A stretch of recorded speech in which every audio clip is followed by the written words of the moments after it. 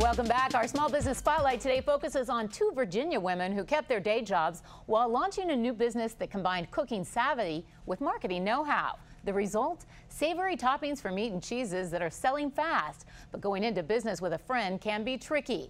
They say their recipe for success includes where to draw the line between you and your business partner while letting both talents shine. They've been friends since high school and have the same passion. They even have the same name. But Beth and Bethany have very different skill sets. Going into business with your friend can be tricky.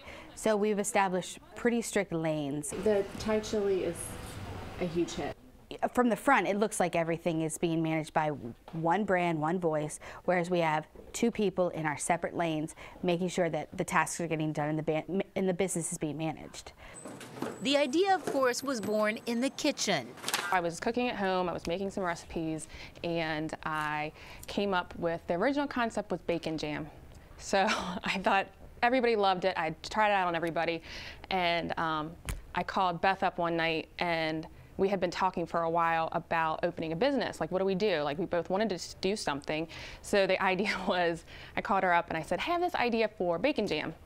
What do you think? And she's like, I don't know anything about cooking, but I'm in, you know? So it wasn't so much a scary endeavor as it was, great, we have an idea. Now let's brand it, let's put a business around it, let's put some structure, and then we'll go from there. The two decided that with day jobs and little business experience, they would use their West Virginia University marketing degrees to follow this dream part-time. The dream? Savory jams, not the sweet stuff we put on our toast as kids. It's good on a baked potato.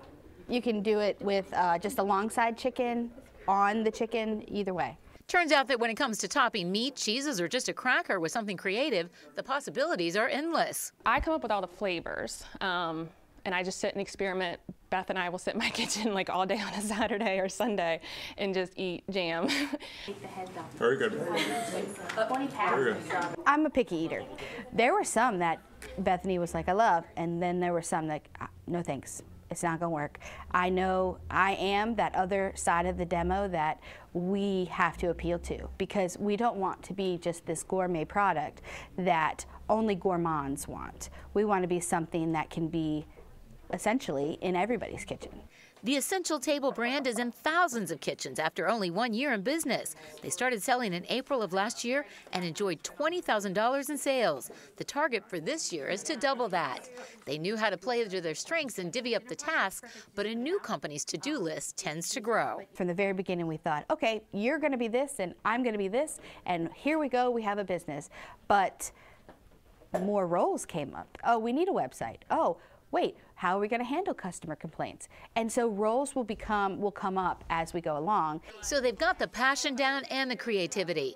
They are a local company using local ingredients, but the most important part of their business recipe, the planning.